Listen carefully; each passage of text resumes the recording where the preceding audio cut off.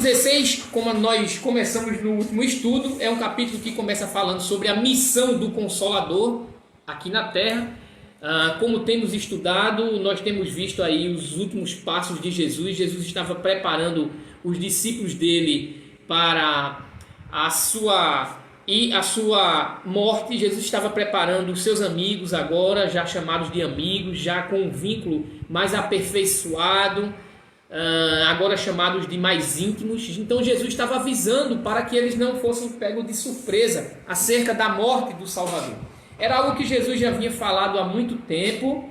Obrigado, seu Manuel. Mas difícil, muito difícil de ser acolhido pelo coração dos discípulos, não é? Essa ideia do Salvador que viria ao mundo, a Israel, para fazer a redenção dos pecados, o Cordeiro de Deus, essa ideia do Cordeiro que iria ser morto, sacrificado, contado com os malfeitores, preso, humilhado, cuspido, agredido, torturado. Essa ideia era uma ideia muito estranha os discípulos e a todos nós, não é? Mesmo nós hoje aqui, 2000 anos após, há quem não compreenda, há quem rejeite de fato a ideia desse Salvador morrer numa cruz. Que Deus é esse que vem para morrer? Que Deus é esse que morre? Que Deus é esse que se deixa capturar? Todas essas indagações fazem parte da mente humana, da mente caída, da mente carnal, do homem natural, que pergunta a si próprio como pode um Deus todo-poderoso, onipotente e onipresente se deixar, se entregar pelos pecados e ser morto, se deixar morrer na cruz. Que poder é esse? Uma vez que o poder humano, o poder da terra consiste em domínio, em manipulação. Poder na terra significa isso. Poder na terra significa o quê? Ter, possuir, juntar tesouros, acumular divisas, ter a capacidade de mandar. Tudo isso faz parte do que o mundo chama de poder. E quando Jesus chama os discípulos para andar com ele, Jesus aí começa um trabalho de evangelização que só seria finalizado décadas após, não é? Eles só passaram apenas 3 anos andando com Jesus. 3 anos de evangelização, andando ao lado com o Filho do Homem. Eles tiveram aí a possibilidade de aprender a introdução do Evangelho. Mas o resto da vida ia ser oportuno para ensinar aqueles discípulos, de fato, muita coisa que eles tinham para aprender ainda, não é? Assim como nós, que um dia fomos chamados e ainda hoje, muitas ideias de Deus, nós resistimos a ela. Muitas coisas que Deus tem para nós, muitos dos pensamentos de Deus são estranhos aos nossos pensamentos, porque nós não estamos redimidos ainda 100%. Em nós ainda subsiste um velho homem, uma mente caída, um homem carnal que não compreende plenamente as coisas de Deus. Ora, a salvação, aliás, a revelação, a santificação, ela é dada por medida, gradativa, é gota a gota, senão ninguém aguenta. O entendimento nos é passado de forma gradativa, passo a passo, degrau por degrau, porque se não fosse assim, ninguém poderia compreender. Então, tudo na vida é aos poucos que vai acontecendo, tudo na vida que até o nosso entendimento mais básico, ele é nos dado devagar. Assim como o entendimento de Deus, assim como Deus que revela a nós os seus planos, devagar, gradativamente ele vai nos ensinando.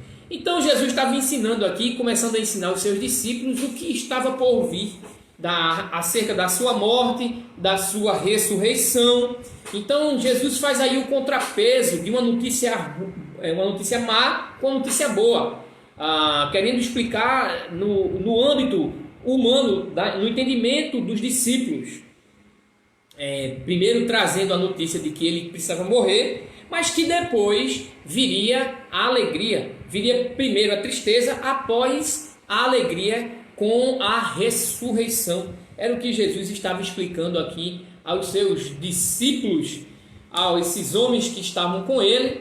E Jesus fala aí de um intervalo de tempo, não é? Um pouco me vereis e outro pouco um pouco não me verei mais, e mais um pouco e me verei. Ele se utiliza aqui no verso 16, um pouco e não me vereis, uma vez um pouco e ver-me-eis. Olha, ele está dizendo, olha, daqui a pouco vocês não vão mais me ver, tá certo? Daqui a pouco vocês não vão mais me ver. Vou morrer. Porém, depois de outro tempinho, vocês vão me ver. É simplesmente isso que Jesus estava falando. Isso ainda não era claro para os discípulos, essa noção de um Salvador, como falamos, com todos esses atributos, essas características que nós falamos, e muito menos a questão da ressurreição, que era algo muito obscuro ainda no coração, na mente daquele povo. Eles aguardavam, eles tinham essa esperança, agora era algo ainda muito vago no coração deles, ainda era muito cedo, eles não alcançavam plenamente essa ideia de um Salvador que iria ressurgir da morte, não é? Tanto é que muitas vezes há uma grande resistência da parte dos discípulos para que Jesus não morra. Eles queriam mesmo era que Jesus assumisse o reino de Deus na terra, implantasse o reino de Deus já na terra. Quantas vezes eles ficaram pensando que o que Jesus deveria fazer era tomar o império do imperador de Roma, assumir ali o império, se autoproclamar imperador e proclamar o reino de Deus ali mesmo. Não precisaria ter morrido. Era assim a mente dos discípulos. Por exemplo, Pedro resistiu bastante a essa ideia da morte de Cristo, né? Como em episódios que nós já citamos várias vezes, e de fato que não é fácil para ninguém receber a notícia de que um parente vai morrer. Para quem é fácil a notícia dessa? Ninguém, não é? Mesmo que quando a gente sabe que um parente nosso de Deus, ninguém quer perder o seu parente, o seu ente querido. Da mesma forma era assim, os discípulos, havia uma resistência para que Jesus não morresse. E essa ideia de morte, de ressurreição, era algo ainda que não estava tão claro no coração desses discípulos. E Jesus, esses versículos que nós lemos, Jesus está explicando acerca disso, dando os pormenores e fazendo as devidas anotações aí e ênfases na fala. E Jesus diz... então alguns discípulos disseram, o que significa isso que Jesus disse, um pouco mais não me vereis e outro instante me vereis? Percebendo Jesus que eles tinham essa dúvida, Jesus perguntou, por que vocês estão indagando a respeito desse intervalo que eu vos falei? E Jesus começa a explicar isso no verso 20. Em verdade vos digo que chorareis e lamentareis e o mundo se alegrará. Vós ficareis tristes, mas a vossa tristeza se converterá em alegria. Então, o mundo, como sistema maligno ali, todo aquele complô, todas aquelas armadilhas que fizeram